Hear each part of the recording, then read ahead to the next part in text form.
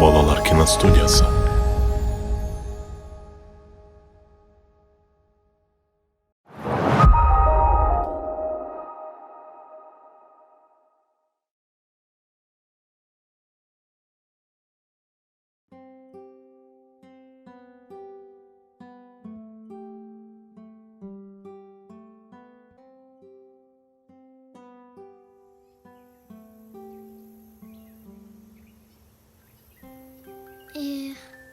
Şirkin, bilip qo'yingsan, bu mening tandanism emas.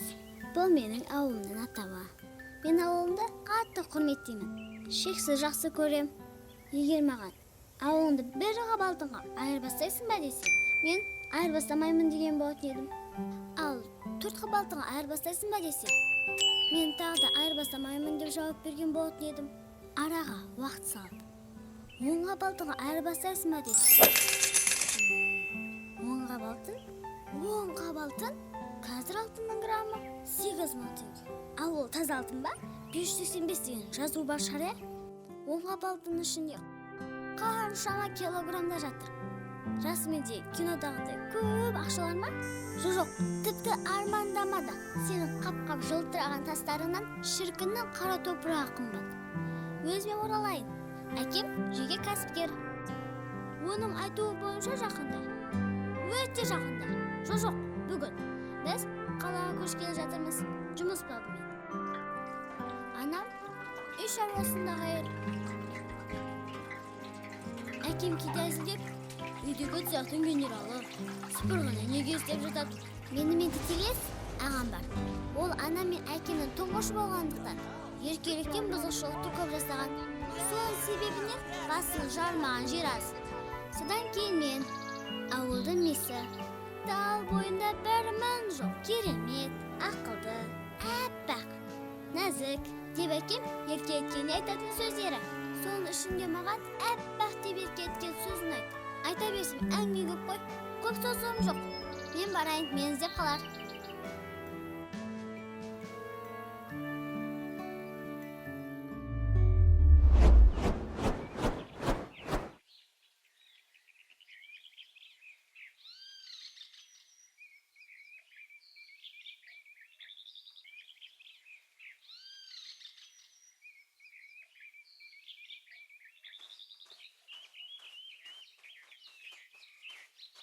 Неге отырсың? Жүр бізге көмектес. Менің қолым тиіп жатқан жоқ.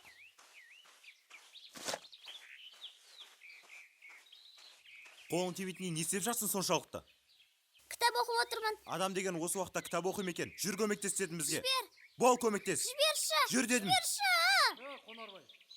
Қонарбай, не істеп кетті соншалықты?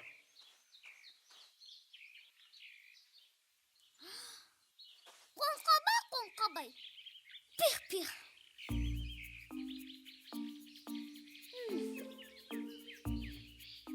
Сәлеметсіз бе? Здравствуйте. Сәлем. Привет. Көріскенше. Здравствуйте.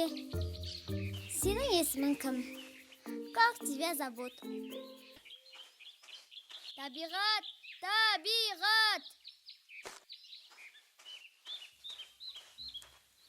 Не болды? Сендер көшейін деп жатсыңдар ма?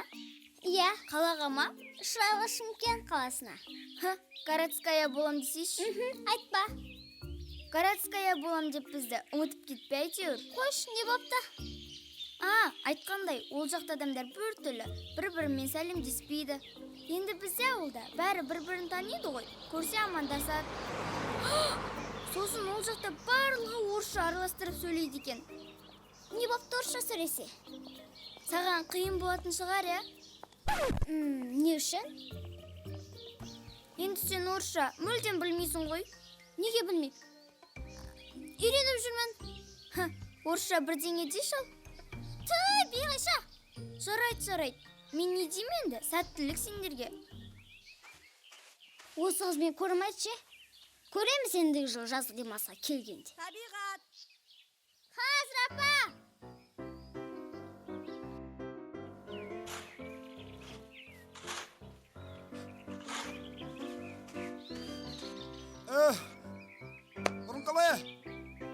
жаңалық. Санбайтын баласы. Қалаға көшіп барады. Шын айтасың ба? Не үшін? Қалада жұмыс көп дейді ғой. Сол үшін ба не? Ну?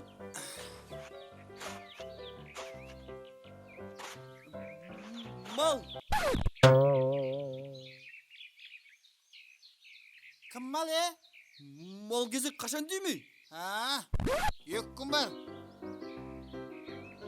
Қой кезекті аман есен өткізіп алайық. Сосын қалаға жұмысқа кетеміз.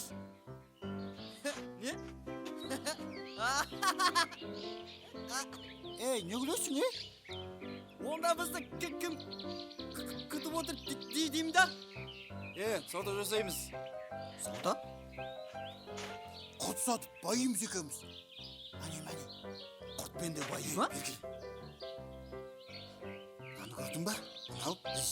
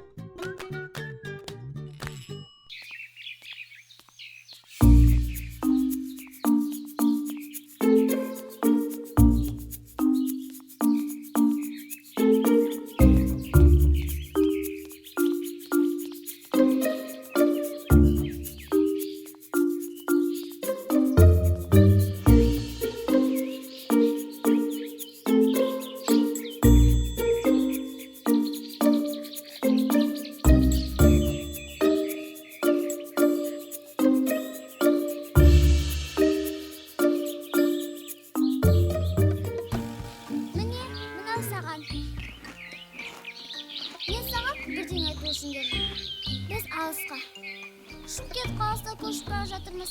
Сені Қалдыбек атаның қорасына тастап кетеміз. Сен бұзық болмай жүр, жай ма? Саған Шымкентке тәтті наваттар әкеп беретін болам. Қош бол бұзауым. Ал сен мені ұмытпа.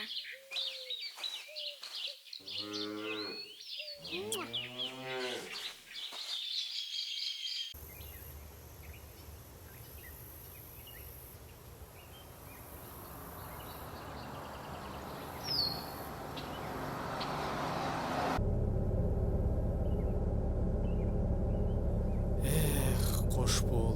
Ар отырша. Ар отырш дейм. Қайда отырам? Қызылсың сенде. Қай жерге отырғың келсе, сол жерге отыр. Тек менің жанымнан алысырақ отырша, қап-қара болмай. Қап-қара? Сен бірінші өзің айнаға қарадың ба? Мен де қарасын ғой. Ұрыспаңдар жандарым, менің балдарым. Қараның әдемісі. Бұл сөз Құнарбайға арналмаған. Сонда сен мен не?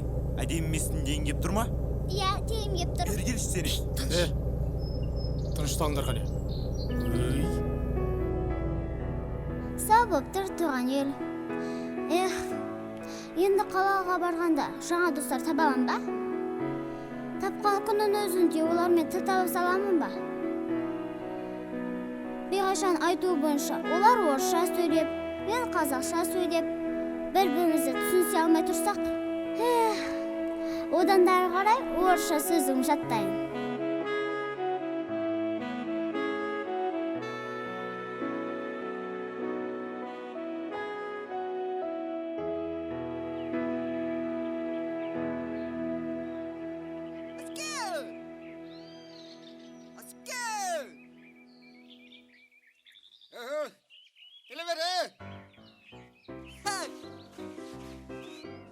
Мұрын, алай. Асанбайдың баласы. Отбасымен қалаға кет қапты. Іші. Сағат 4-те автобус жүреді. Одан қалсақ, енді қапты бірақ барамыз. Қалаға барадық қой, таксимен барайық та. Таксилердің бәрі күн шықпай кетіп қалған. Сен дайызың ба? Я. Давай, ұстанан, кеттік. Жақсы.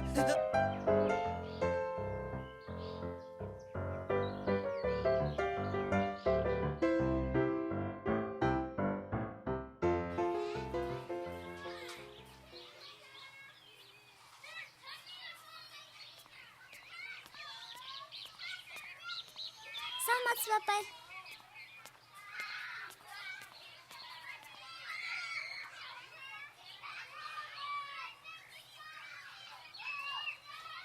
Саламатсыз ба ағай? Саламатсың ба? Я, не сұрайын деп ең? Жоқ, ештеңе. Жай амандасып жатырмын. Уф, не істесем болады? Ішімде пысты. Ауылда жақсы еді. Ал мына қалаға келген күннен баса жауға бастадым. Ешке кетпес. Қызықты болу да, қызықсыз болу да өзіме байланысты. Табиғат! Табиғат, ана көршілерден кешкі асқа барып нан алып келші. Қазір.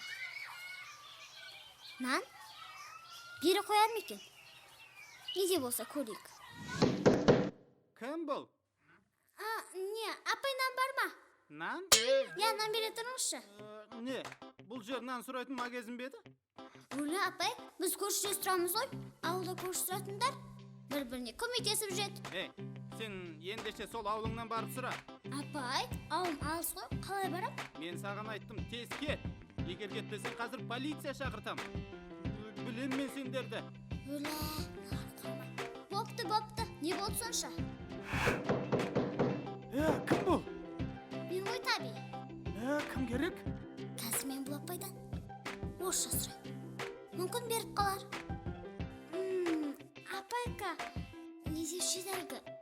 Дайте 2.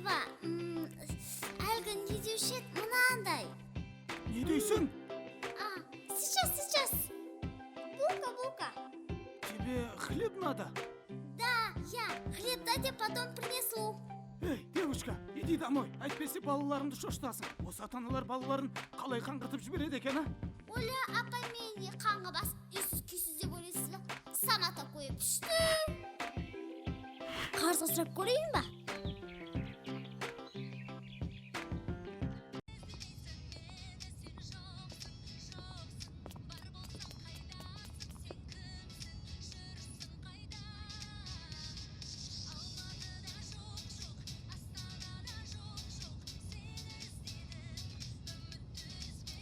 Не болып қалдай сонша адам көрмегендей болып?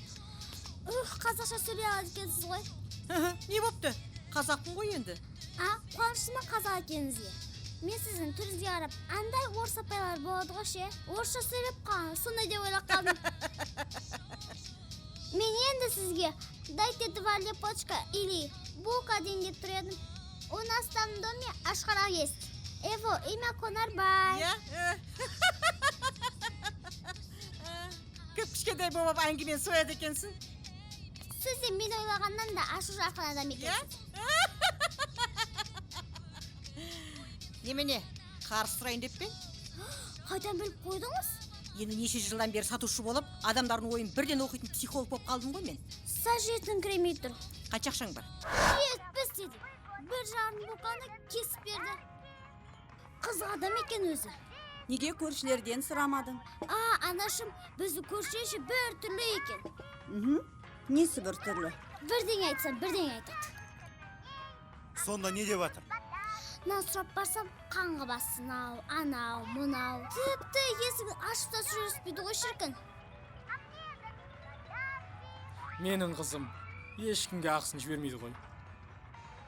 Сен де бір нәрсені қатырған шығарсың, ә? Орысша, сама такое дедім.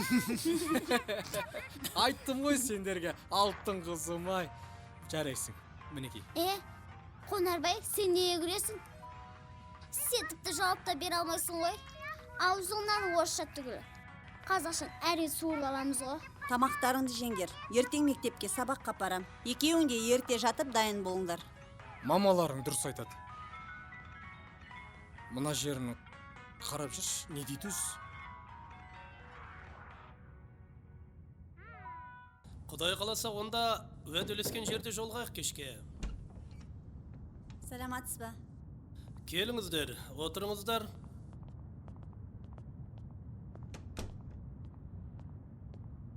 Иә, қай мектептен ауысып келдіңіздер? Негізінде біз жұмыс бабымен ауылдан қалаға көшіп келгенбіз. Бұған дейін бұлар бұл жерде емес ауылда оқыған. Қай ауылда? Шіркін деген ауылда. Ауылдан келдіңіздер ғой. балалардың сабақ үлгерімі қандай екен? Не дегенмен де бұл жер қалалық жер, ауылға қарағанда білімге ерекше көңіл бөледі ғой. Дұрыс айтасыз, бірақ менің балаларымның сабақ үлгерімі жақсы. Екеуі де 4 пен 5-ке оқиды.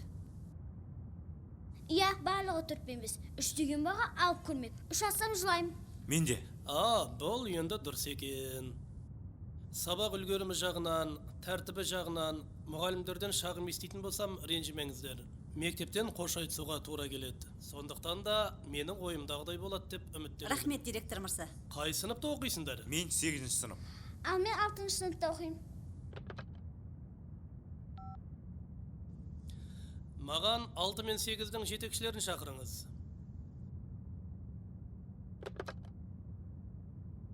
Қабылдандыңыз. Рахмет.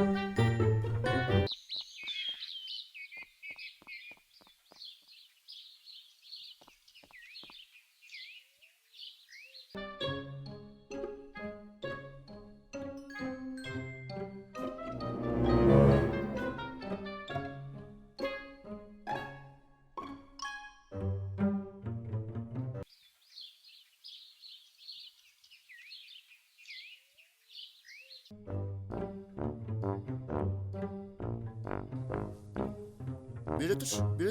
Ayva.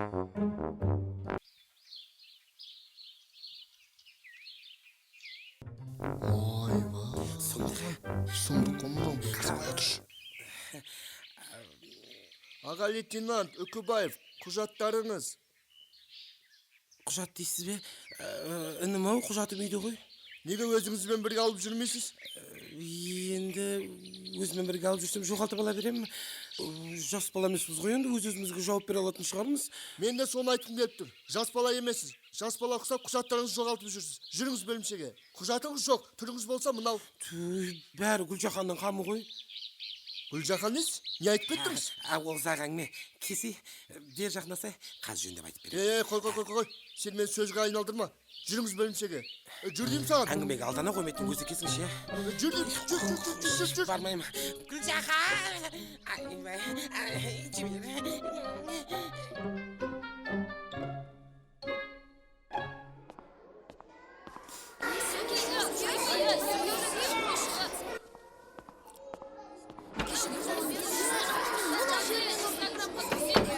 Неге шулайсыңдар, а? Міндетті түрде бас салып айғайлай беру керек пе? Еді, мына апа мен шулағым көрмепті. Мен шулағанда олда қатайын. Сен қас, мына мектепті қуатасың деп ұрсушы еді. Апай, бұл кім? Бұл қыз біздің сыныпқа жаңадан келген оқушы. Аты жөні Табиғат Асанбаева. Шынымен айтып жатсыз ба? Ойнамаңызшы.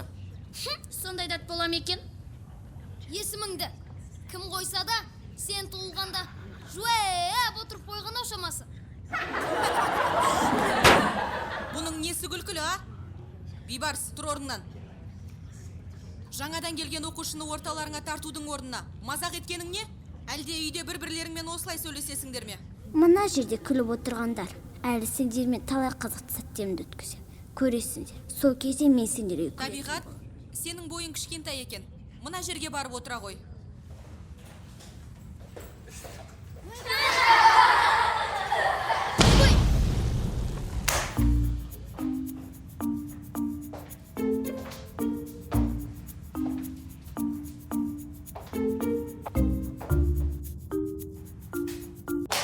Бұл не деген масқара?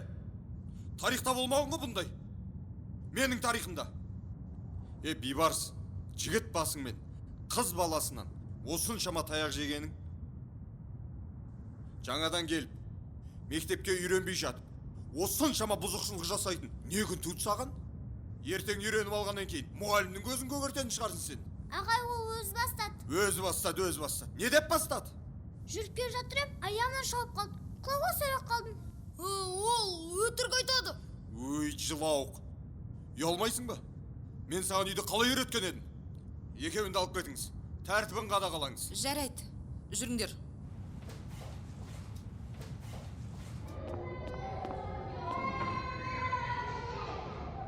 Мәсі,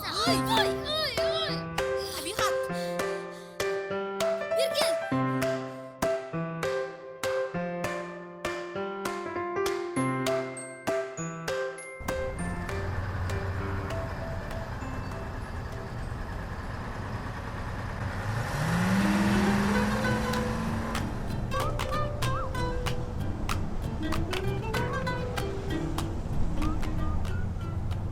Айттым саған таксиге мінейік деп. Ондай болып кетеді, қақтан білейін? Қайда барамыз енді? Асанбайдың баласы. Қақта жүргін? Асанбайдың баласы болмаса қалада жүре алмаймыз ба не? Қайда барамыз енді? Базарға. Ұштан алы.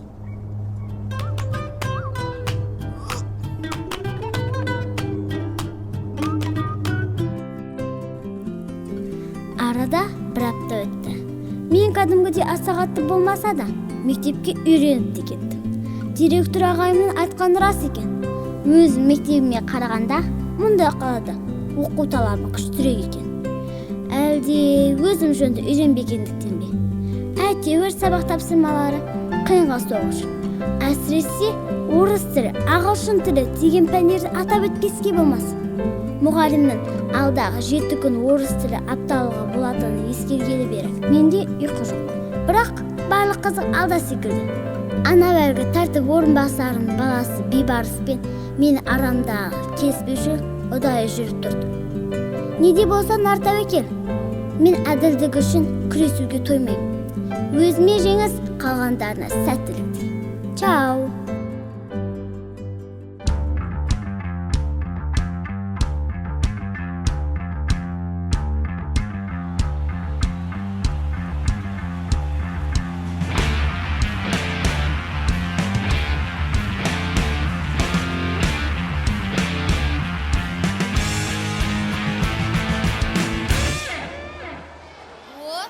Добро пожаловать, миссис Черная Роза. Ауырай, тамаша кезде көңіл күйіміз маған роза сыйламай қойындаша.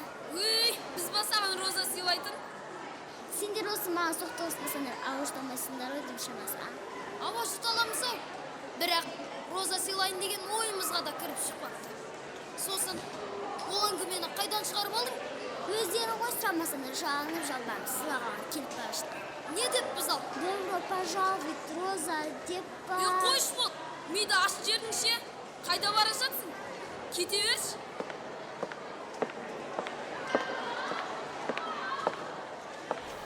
Осындай адам болады екен ғой. Көктем әсеретті дейін десем, оң өсіп кеткені қашан. Осыларда ақымғап кеткен сияқты болып тұр ше.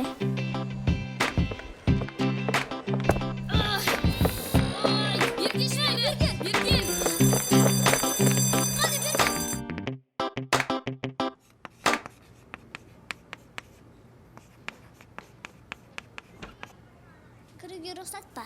Кіре ғой.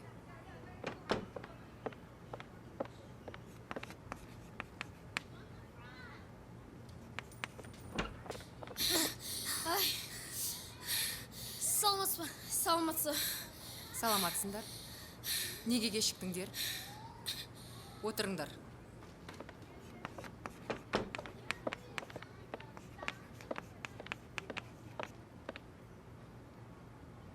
Отырыңдар. Бүгін міне орыс тілі апталығымызды бастаймыз. Здравствуйте, дорогие мои ученики и мои дети. Сегодня мы начинаем неделю русского языка. Сегодняшняя тема урока – великий поэт русского народа Александр Сергеевич Пушкин. Ал, оның өлеңдерін кім жатқа біледі екен? Осы апталықты бастамас бұрын, мен сендерге үйге тапсырма ретінде өлеңдерін жаттап келуге бергем, я? Ал, кім айтады? Мен айтайыншы апай. Ал, айта ғой. Пора, мой друг, пора, покоя сердце просит. Летят со днями дни, и каждый час уносит. Частичку бытия, а мы с тобой вдвоем. Предполагаем жить и глядь, как раз умрем. На свете счастья нет, но есть покой и воля. Давно завидная мечтает земли доля. Давно усталый раб замысли о побег в обитель дальнюю трудов и чистых нег. Өте керемет. Орыстың ақыны, жазушысы өте сезімтал кісі болған деседі. Оған себеп оның сезімге толы шығармалары болатын. Тағы да сұрақ, ол кісі қай жылдар аралығында өмір сүрген екен? Кім айтады? Апай, мен айтайын, апай. Айта ғой. Александр Сергеевич Пушкин родился 26 мая и году 1799 и умер 1837 году. Тынышталамыз. Тыныш. Жарайсың. Бірақ осы апталықтың аяғына дейін жылдарды орысша айтып жаттап ал. Жарай ма? Я табиғат, не айтқың келіп жатыр? Апай, мен ақынның бір өлең айтып берсем бола ма? Айта ғой. Я поймаю чудное мгновение передо мной. Явостный ты, как молодное видение, как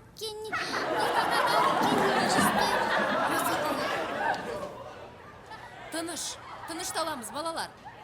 Балалар, бұларың болмайды. Олар менің осылай әрдайым мазақ етті. Бірақ сонысына қарай менен таяқта жеп алады. Бұлай жарғаса берсе, мен үшін оңайға соқпас. Мен мұны тоқтатуым керек.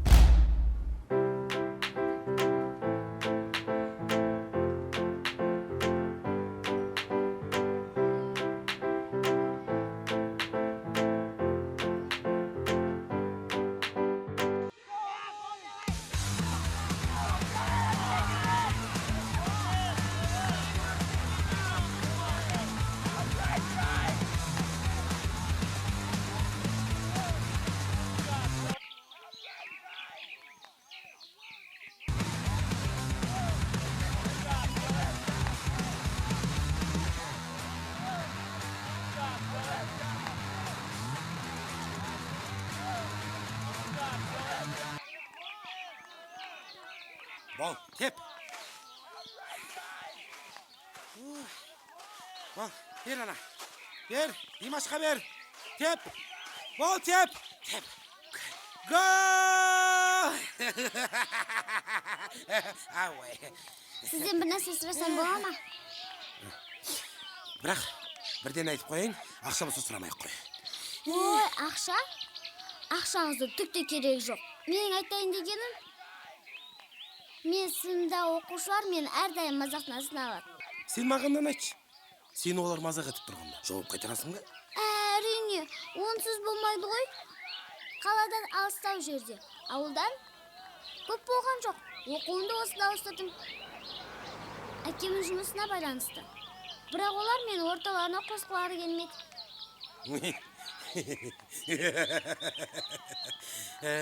Сенің жағдайың менің кішкентай кезіме ұқсас екен. Мен де сен сияқты ауылдан қалаға келгенмін. Білесің бе, кез келген ортаға еніп кету үшін сол ортаның заңдылығына бағыну керек секілді. Соңына дейін емес, өз ойыңды қалыптастырғанша. Теп, бас, бол, бер, допты бер. Ол пікірді қалай қалыптастырады? Жарайды. Келесі кездескенше аға.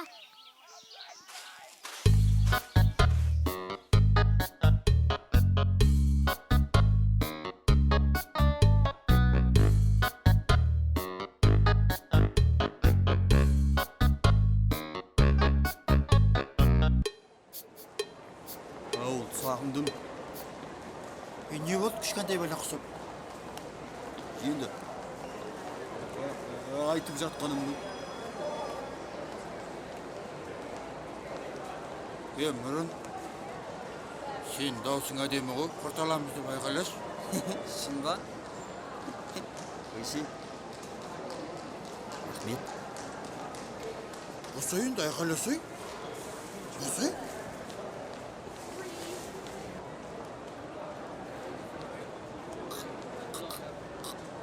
Kurt.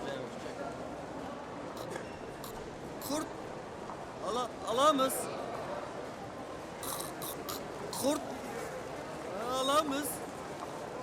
Ей, сен айтам дегенше өтіп кететін болды ғой. Асай. Менде бір ой бар.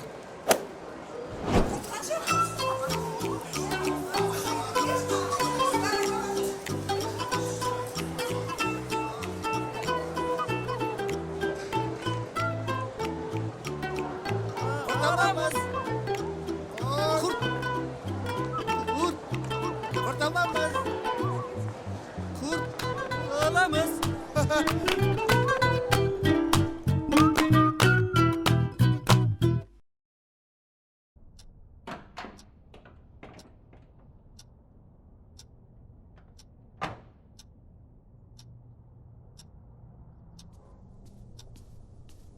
Табиғат, маған түскі ас дайындап берші. Керек болса өзің дайындап ал. Сен неге үнем осындайсың, а? Мен сенің тәртіпсіздігіңді анам айтамын. Бол дайындап бер дедім. Неге дайындап беруім керек? Менің тәртіпсіздігімді жаралайтын адамға неге ас дайындап беруім керек? Оның үстіне біліп ал. Мен тәртіпсіздік жасаған жоқпын. Жарайды. Айтпайым. Түскі ас дайындап бересің бе? Сен маған не әкелдің? Тадам! Бірінші түскі ас, одан кейін шоколад. Жарайды. Таби, ертең мен сабақ біте салысымен мектеп аралық жүгіруден жарысқа қатысамын. Менімен бірге сайысқа қатысатын барлығының жанкүйерлері бар. Ал менде аз, тіпті жоқ десем де болады. Сыныптастарың ше? Менімен бірге сыныптан 2 оқушы қатысады. Сыныптың барлығы дерлік сол екеуіне жанкүйер. Ал маған жанымда отыратын Бекболат қана жанкүйер болады. Уайымдама. Мен саған жанкүйер тауып берем. Тек сен менің абыройым төкпей, бірінші болып бірінші орынды алуым керек. Таби, уайымдама. Мен қарсыластардан физикалық тұрғыдан қарағанда мықтымын. Олар алыс қашықтыққа шыдай алмайды. Бірінші орын ағаңдікі. Мәресіз он, бірінші болып басатын боласың. Құрметті оқушылар! Менің сендерге кішкене ғана хабарландыруым бар. Хабарландыру? Немене? Қала ұнамай қайтадан ауылға қайтқың келе ма не? Енді мені тыңдандар. Менің құрдастарым, менің сыныптастарым. Менің әр қадам бас аңдып, сүріліп қалса екен деп тілейтін досмақтарым. Және мен үшін жанар шектің достарым. Бұл мені туған ағам Қонарбайға байланысты. Немене? Кім дейсің? Туған ағам Қонарбай. Табиғат, сен қада емес, үйіңдегілер ағаңның атында оңдырмапты ғой. Қойсаңдаршы, осы сендерге әзіл болса болғаны, аяғына дейін тыңдасаңдаршы. Тыңдайық, я, сол аған Қонарбайға не болып қапты? Бүгін жеңіл атлетикадан жарысқа қатысады. Ағаң сонда жеп-жеңіл ма не, әлде жел аяқ па? Қашқанда жеткізбейді дейсеш? Әсіресе таяқ жеп қашқанда.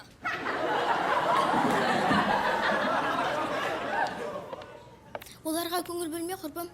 Олар өзінен басқа адамдарды сыйламайды. Оларды тек қорқытып, үркітіп қана ұстай аласың. Ондайларды әлгі не деуші еді?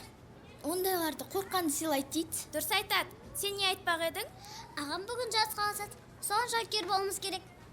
Өй, ақымағым-ау, оны бұларға айтып аузымда ұртқаның не? Бірден келіп маған айтпайсың ба? Мен саған керек адамдарды тауып берем. Басқа сыныптарда таныстарым жетерлік. Жанкүйер болуға қуана-қуана келіседі. Уайымдама, сенің ағың жанкүйерсіз қалмайды. Сендер болмасаңдар не істер едің? Бейбарыс, Петя, Карина, Нұртай, сендер менің қара тізімдесіңдер. Ендігі істерім сендермен болсын. Чао!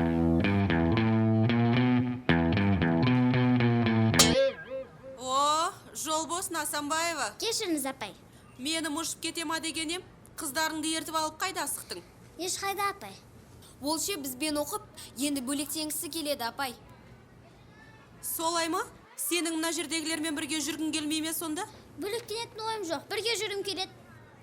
Сонда Карина өтірікші болғаны ма? Мен айтсам бола ма? О, айта қойыңыз. Каринаның айтып жатқан өтірік емес. Ол шындықты айтуда. Табиғатында айтып жатқан өтірік емес. Демек, табиғат сыныптастарымызбен ортақ болғысы келеді. Ал сыныбымызда кейбіреулер оған мұрша бермейді. Иә, солай апай. Алуа, саған ешкім сөз берген жоқ. Отыр орныңа. Балауса, жалғастыра бер. Кекетіп мұқатқаннан басқа бітірерлері жоқ. Сен оларды атап көрсете аласың ба? Әрине мұғалім. Олар Карина, Бибарыс, Нұртай, Петя. Олар өзінше бригада деген телесериал көп көріп қойған ашамасы. Сонда табиғат басқалармен жақсы қарым қатынаста ма? Әрине. Түсінікті. Отыр ендеше. Бұл мәселені ата-аналар жиналысында директормен бірге қарастырамыз. Ол жиналысқа мектеп инспекторы да қатысады. Сол жерде шешеміз. Апай, кешіріңізші. Апай, кешіріңізші. Тыныш отыр.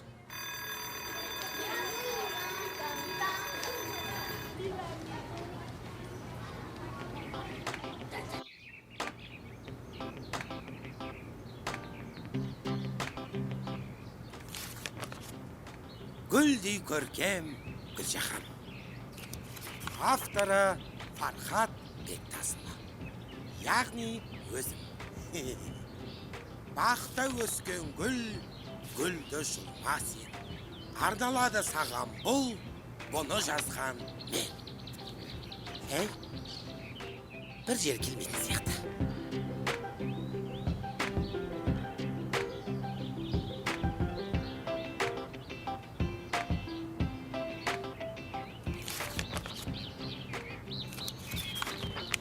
Бақта өскен көркем гүл, сен оны бекерге жұмасай, жүректе шыққан жол ғой бұл, алыстан тұрып қолыңды бұлғасай. Қасыңа мені шақырсай, батқан күндей алаулап, ғашық отын жандырсай. Шөл дегенде тұп-тұнық, минералды мұзды суыңмен қандырсай. Міне, өлең деп осын айт. Ол өлеңді оқығанда, оқымағандарына. Ойбай,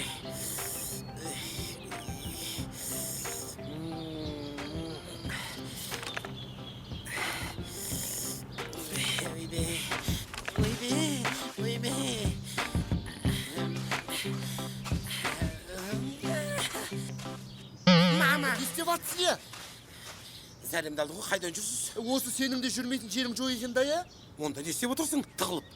Сен не, сұрақтың астына алатында сіздің гаражыңыз ба еді? Жоқ, менің гаражым емес. Менде гараж болмаған. Енді не істеп жүрсіз? Мен бе? Бұл жерде екеумізден басқа ешкім жоқ. Әрине сіз. Гаражыңа жақсы екен дегенім ғой. Не айтып кеттім? Тоқтай тұрсаңызшы, сәл ыңғайсыздау екен, бірден айта салған. Енді ары-бері адамдардан ұят. Тасалау бір жерде әрекет жасайын дегендей. Сіздің әңгімеңіз көбейіп кетті. Жүріңіз бөлімшеге. Жібергіші қолынан. Адам өзі мазасы олмай тұрғанда бөлімше деп. Ойбай, бұл жолы бөлімшеңе өзің бара бересің ау. Ойбай. Қызға екені, мұнаның ашуланған несі? Бала, бергіл, тоқта дейм. Сулейфа.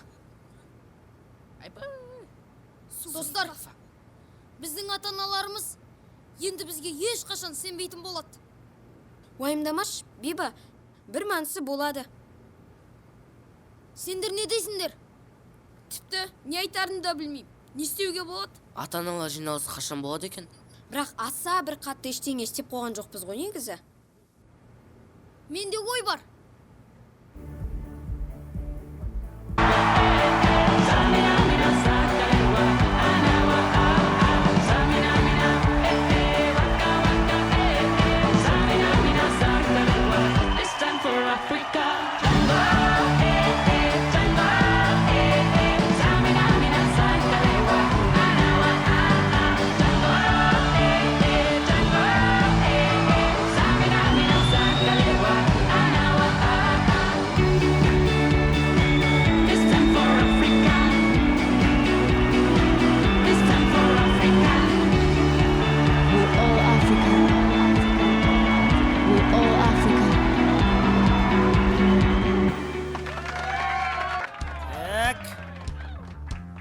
Құрметті жүгірушілер, Бір-бірімізге қастандық ойламаймыз. Әділ болыңдар. 3 километр деген аз қашықтық емес. Сондықтан мен қазір мына сықырыппен сықырып, уақыт өлшеушімді қосамын. Ал сендер бастап кетіңдер. Сендерге сәттілік. Дайындалыңдар. Дайындалыңдар.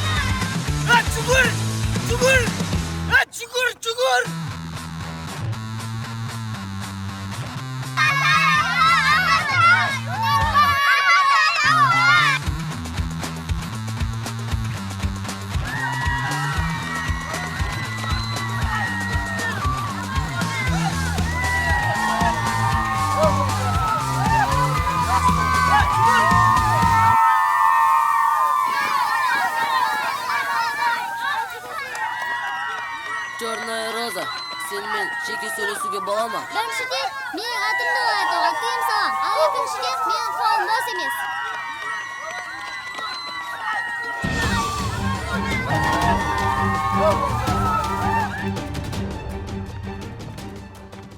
Қатты аяқ жегілгені келмесе, жіберіңдер деймін сендерге. Сенің аған бәрібірде бұл іріктеуден өте алмайды. Ол үшін басыңды қатырмай-ақ қой. Бұл жолы не мақсатпен? Шындарын айтыңдаршы, осы менде нелерім бар? Сен мұғалімге барып, барлығын баяндайсың. Нені? Бізді кінәлі емес ететіндей бір нәрселерді құрастырасын. Мен олай өтірік айта алмаймын. Және бұл жерге өз еркіммен келмегенімді. Ағам білсе сендерге не болатынын білесіңдер ме? Қырсықпа, ол кезде саған күн көрсетпейміз. Немене? Менің жүретін жерлерімнің бәріне шаты жауып тастайсыңдар ма? Күн көрсетпейміз дейді ғой өздерінше. Жөндеріңді біліңдер. Жіберіңдер мені.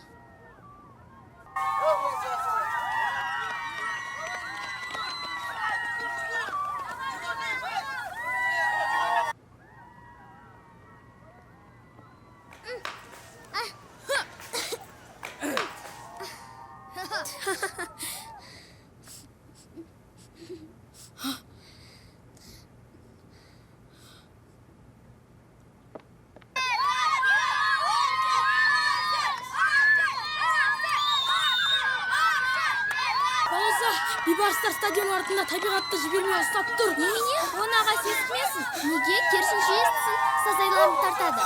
Ол жарыс үстінде ғой, зияны тиеді. Оны ағасы естімесе табиғатқа зияны тиюі мүмкін. Саған жарыс маңызды ма, әлде табиғат па? Әрине табиғат. Не істейін, айтсаңдаршы бұл. Бейбіт, сен Қоңырбай ағаның артынан жүгіріп бар да болған жайды айтып түсіндір. Бірақ олай бола ма екен? Тездетсеңші ендеше.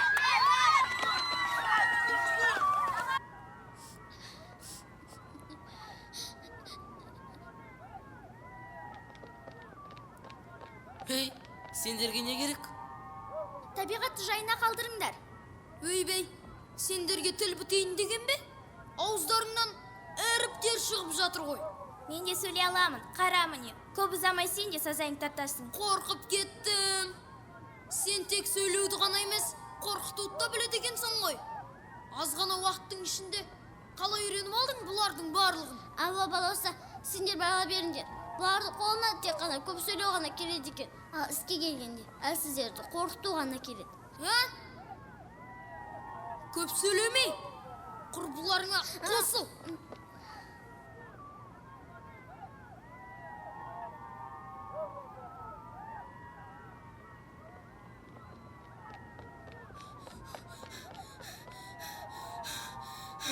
Айттың ба?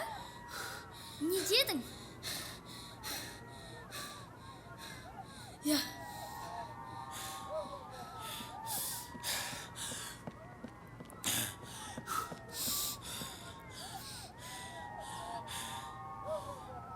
табиғат, сен не жылағансың ба? Жарайды, түсінікті. Бар да алаңның алдында тұрып мені күт. Тек алысқа кетіп қалма. Қазір келем.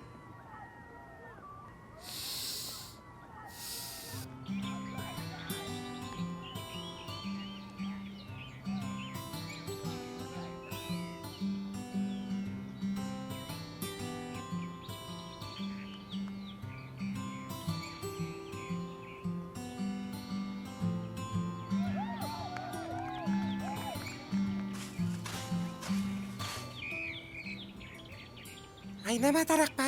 Ойнап отыратын көңіл күйімде уақытым да жоқ. Таппасаң жібермеймін. Онда қазір мен тұрсам, оңбай қаласың. Одан да менің қасыма отыр да көңіл күйін көтер. Осындай сүйкімді қыздың көңілін кім түсірді екен?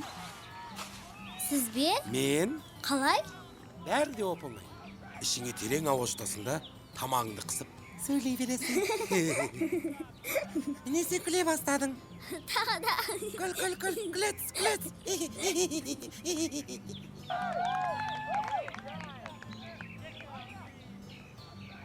Күнделігің кілеңіш шығар. Ол не дегеніңіз 4 пен 5 бәрі? Саған сенбеймін, сендер айта бересіңдер. Шын айтам. Сабақ демекші. Мұғалім бізге менің арманым атты шығарманы жазып беруге берген еді. Сіз маған көмектесесіз бе? Алған бағаның жартысын маған бересің бе? Қалай? Бөліп, жазуға көмектесейін. Бірақ бір шартым бар. Ол қандай шарт? Сен орындауға уәде ет. Келістік. Оны қалай айтарымды да білмеймін. Қалай ұсынарымды да білмеймін. Соның шешімі сен болып тұрсың, ол шамасы. Мынау хат. Бұны тиісті адамға жеткізуім керек. Кәдімгідей ғашықтардың бір-біріне сыйлайтын махаббат хаты ма? Сен оны кішкентай болып қайдан білесің? Мен оны әкем мен анамны қалай танысқанын білем. Осылай өздері бір-біріне хат жазған. Сосын бір-біріне ғашық болған. Және оған таңғалатын ешқандай ағаттығы жоқ. Қазіргі ғаламтор желісінде ғашықтар да, ғашық еместер де бір-бірімен хат жазысып отырады. Қарай көр пәлі. Мынаны ұста, сенім жерге қой. Кімге апарам? Анау дүкенді көрдің бе? Иә. Ол жерде бір сұлу бой жеткен тұр. Соның қолына бересің да, ештеңе айтпай кетіп қаласың. Ол жерде Гүлшахан деген үлкен апай тұрмай ма? Сол ғой. Соның қолына тапсырасың. Сома сұлу бой жеткеніңіз? Немене? Саған ұнамай ма? Ол мен кездестірген сұлулардың ішінде, қалдықтың ішінде ең сұлу, ең қарапайым, ең...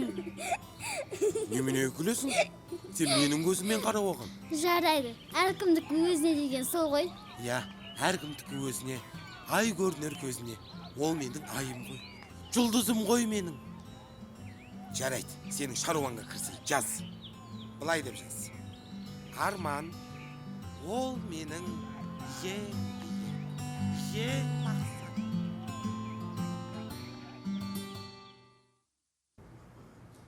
Мынау маған. Мынау саған. Маған. Мынау саған. Мынау маған. Мынау да маған. Неге маған аз? Өткен сен жасың кішкентай. Жарайды, мынаның бәрі саған. Сөйтейші, енді не істейміз? Жоспар бар ма? Бар. Ауылда жүргенде армандайтын едік қой. Дискотекаға барсақ қалай, Мен билеу білмеймін, өзім үйретем. Бірақ ана қалған табардың бәрін бітіруіміз керек. Алдымен сен тұр орныңнан. Тұр. Ламбада деген биді үйретем. Тұр. Мен яламай. Тұр, ялсаң билей алмайсың. Тұр. Дискотекаға барып билеуге болады ғой.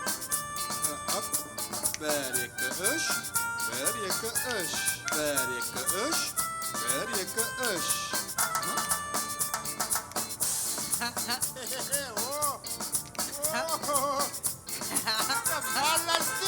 Молодец.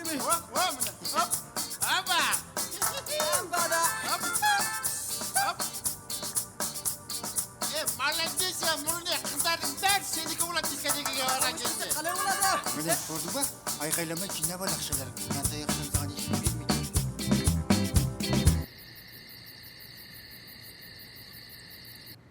Who is absent today? Today the old up prince. What is your name? My name is Табиғат. My name is деген жер. My name дегенге ұқсайды екен. Қызық. Қонжығым, сен неге бір бұрышта үндемей отырсың? Әлде саған көңіл бөлмей қойдың ба? Иә, маған соған кездері көңіл бөлмей жүрсің. Ой, соғанда ренжисің ба? Ренжімеші. Қалаға келгеннен бастап жұмыс көбейіп кетті. Сабақта қиындап, тіпті уақытылы ұйықтай алмай да жүрмін. Городская болып, мені ұмыт кеттің басында? Жоқ. Ол не дегені? Сені ұмытпаймыз ғой. Ең жақын досым сен ғой. Сырласым да, мұңдасым да. Сен неге бүгін жыладың? Ана ақмақ сыныптастарым кесір. Өзімнің қырсықтығым да бар. Солардың айтқандарына көне салуым керек еді. Бірақ неге көнуім керек? Бұлардың жасап жатқан әділеттік емес. Неге үндемесің? Жарайды, айтқың келмесе айтпай-ақ қой. Есік ашып кіре беріңіз. Сен не, әлі ұйықтамағансың ба? Сабағымды енді оқып болдым. Жаңа өтіп бара жатыр едім, біреумен көбірлесіп сөйлесіп жатқандай болдым. Ешкіммен сөйлесіп жатқан жоқпын. Онда өзіңмен өзің сөйлесіп жатсың ба? Сенде шынымен де барлығы жақсы ма? Жоқ әлде, есің, болайын деген ба? Артындағы не, көрсетші қане? Ештеңе. Мүмкін емес, менен жасырғаның бар. Көрсетші деймін. Ештеңе жоқ. Алып қоймаймын, көрем де қайтып берем. Берші.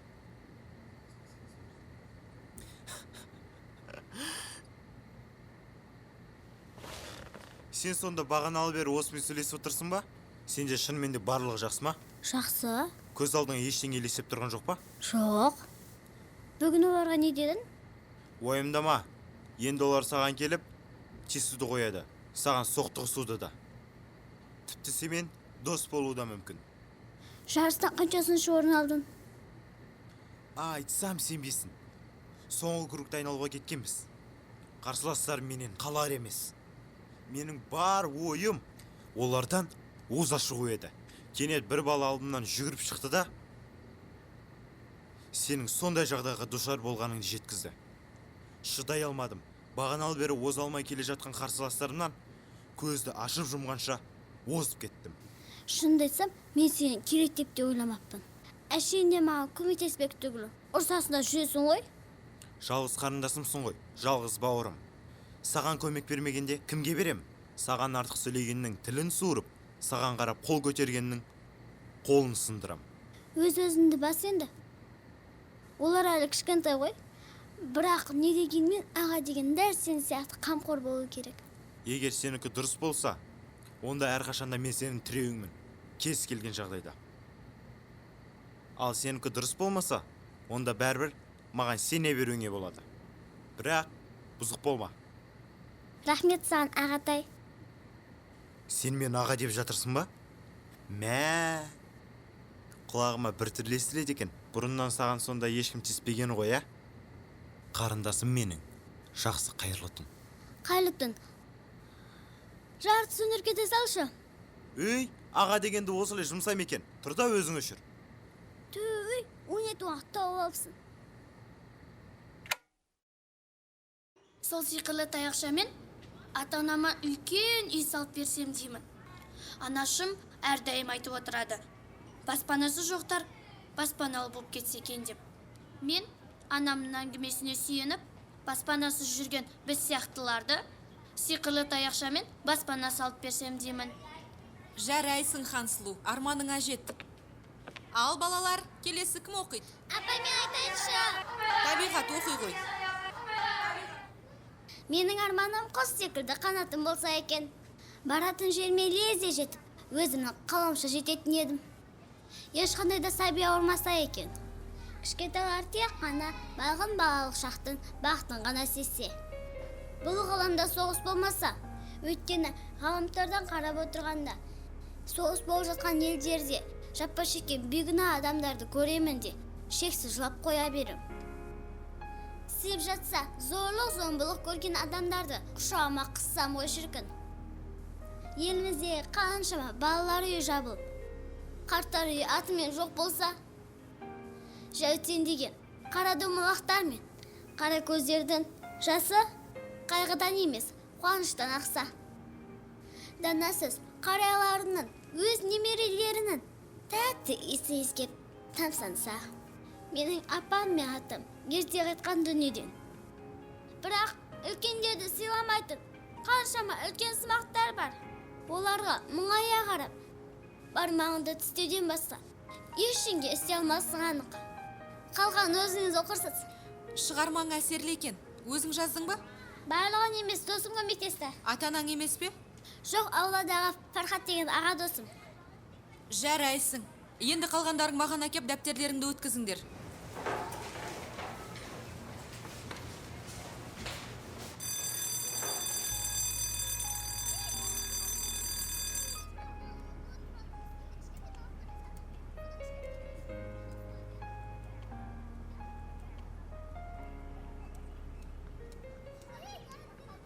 Табиғат, сені кішкене уақытқа бола ма? Айтарларымды осы жерде айта беріңдер. Аналар келді. Бұлардан жасыратын ештеңем жоқ. Бүгінгі шығармаңда күшті жазып келіпсің. Бар айтарларың осы болса, рахмет, сау болыңдар. Тоқташ. Барлығына кінәлі мен. Мыналарды бұл іске күштеп, мәжбүрлеген мен болатынмын. Енді саған жасаған тірліктерім үшін кешірім сұрағалы келіп тұрмын. Неге аяға сөзге кетіңдер? Не түрткі болды бұл жасауларыңа? Біз сені дұрыс түсінбеппіз, айбетпеш. Мынау саған.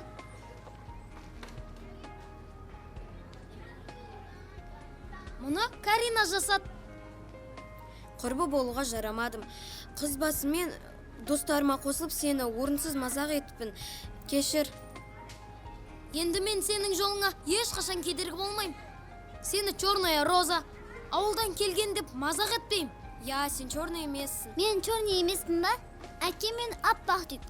Ал қара болған не жаман? Енді оның жаман жағы болмауы мүмкін. Егер сен бізді кешірсең, біз сондай мықты сынып боламыз.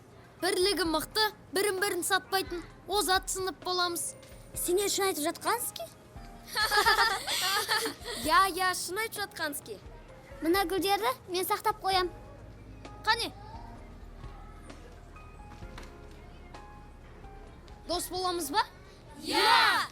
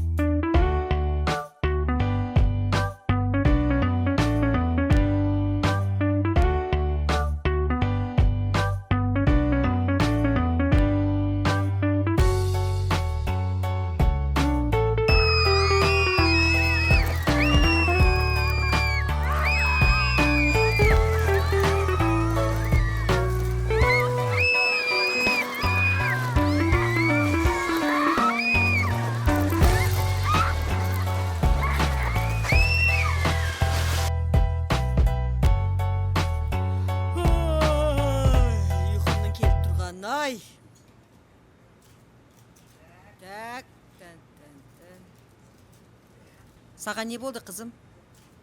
Бірдеңе сұрасам, айып етпеңізші. Үйбай-ау, айып етпеймін, айта бер. Осы сіз тұрмысқа шыққансыз ба?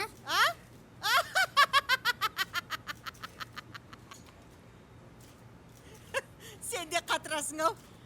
Қайдағы жоқты еске алып, маған ешкім қарамайды ғой, сіңілім. Олай айтпаңыз, енді қарайтын болады. Немене, бойдағы ағаң бар ма? Жоқ, қалай айтсам екен. Аға болғанда көкелеу сәл.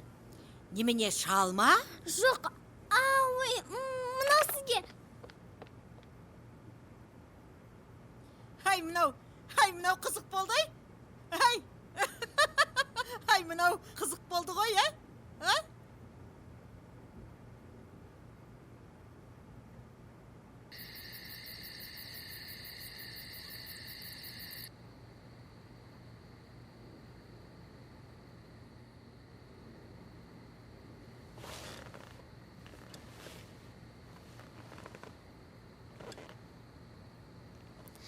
міне 10 жасты артқа тастап 11 жасты қадам бастым. Осы уақытқа дейін қаншама қызықты сәттерімді өткіздім. Ей, сен мен тынып жатырсың ба? Ой, көзім ілініп кетіпті. Не айтып жатыр едің? 11-ге толамын дейм. Басқа не дейм? Ертең туылған күнім. Жас жаңалық қой мына. Жоспар бар ма? Ешкім үндемейді. Жаңа кешкі ас ішіп отырып, ешкім бұл туралы айтқан да жоқ. Өздерінің туған күні жақындаса, айта бастайды. Мені ұмытып та кеткен. Достарың ше, олар біле ма? Ек құрбым, Алла мен баласы ғана біледі. Соның өзі жеткілікті. Олар барлығын айтып, досын сіз жасайтын шығар? Мүмкін. Қайлы түн саған? Қайлы түн.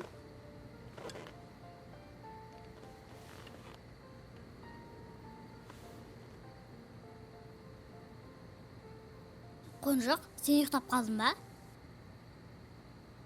Ұйықтап кеткен жоқпын, жай ма? Жай ашайын, соны білейін деп едім. Ұйықта.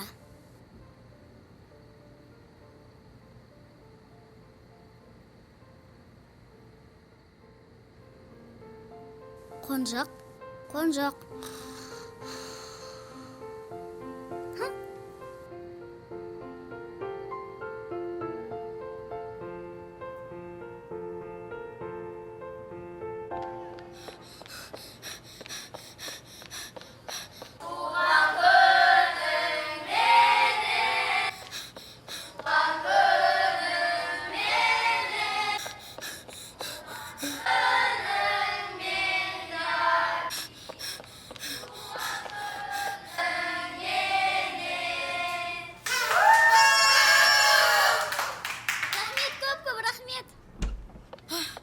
Кешігіп қалған жоқпын ба? Жоқ, келе бер. Табиғат, мынау саған. Рахмет, ең бастысы көңілдеріңе рахмет. Мен бұрын бұндай көп сыйлық алып көрмеппін. Қане табиғат, ендеше біздің саған дейін келесі сыйымыз қабыл ал. Тағы да сыйлық па? Әрине.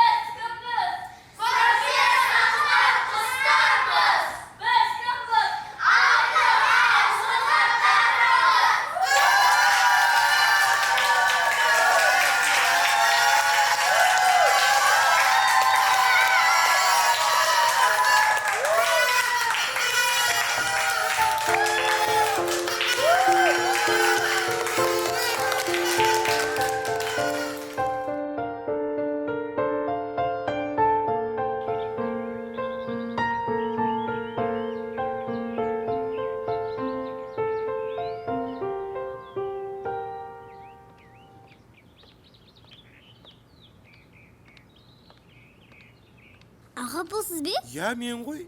Арқаланып қайдан келе жатырсың? Мектептен. Достарым берген сыйлығы ғой. Жарыстан орын алдың ба? Сіз білмейтін бе едіңіз? Бүгін менің туылған күнім. Я, сондай қуаныштымын. Қазір үйге қайтып бара жатырмын. Сіз айда бүгін той бар ма еді? Той өте жақында. Қазір кездесуге. Кіммен? Охо, сұлу да сымбатты қалдығыңызбен ба? Я, саған рахмет. Мынау сенің туылған күніңе сыйлығым болсын. Не? Бұл көп қуанышқа толы болмақ.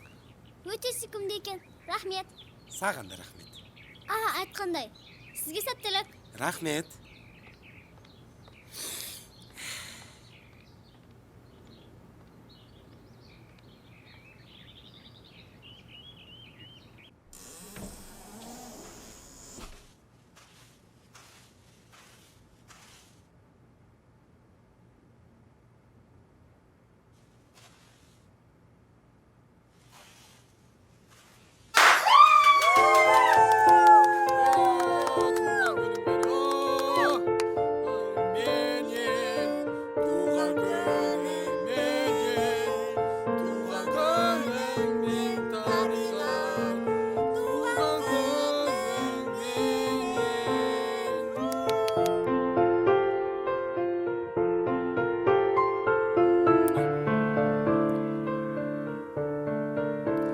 айналайын қызым туған күніңмен.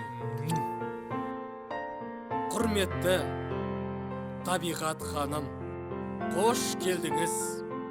Сізге арнайы жасаған дастарханымызға төрлетіңіз. Табиғат. Мен қазір торт әкелейін.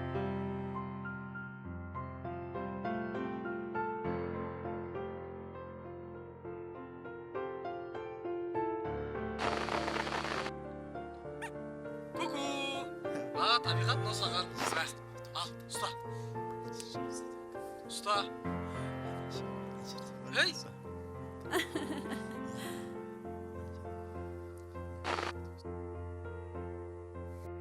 Сіздерге ерекше рахметімді жаудырғым келеді. Мені осы күнге дейін бағып, қағып, өсіргендеріңізге жақсы ана, жақсы әке және ең жақсы аға болғандарыңызға рахмет.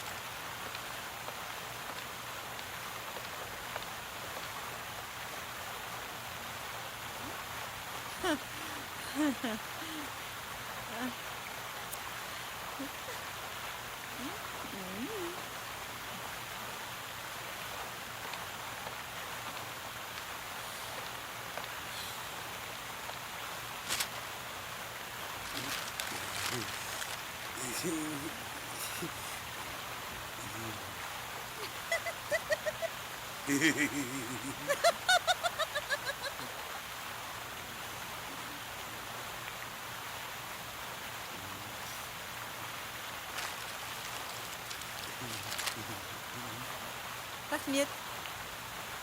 Қандай романтиксіз. Талғамыңыз жақсы екен. Нені айтасың? Гүлді айтып тұрмын. Жүр, саябақта аралап қайтамыз.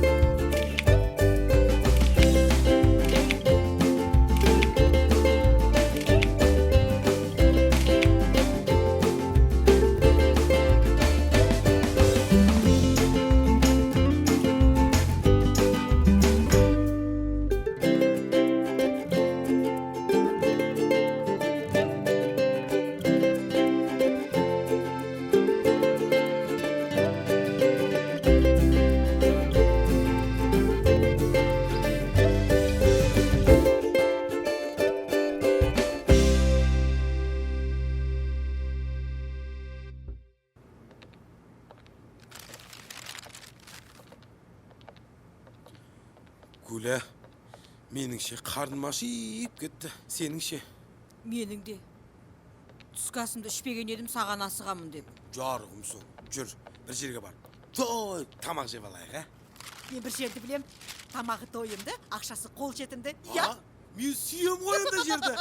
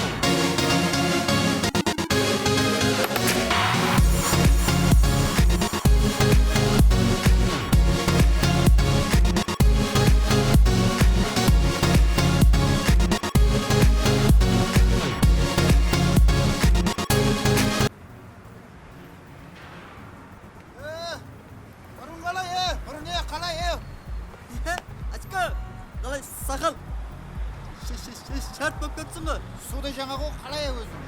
Жақсы. Сен айтып отқан клуб осы емес па?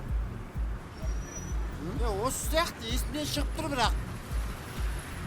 Неғып тұрмыз онда? Кірейік.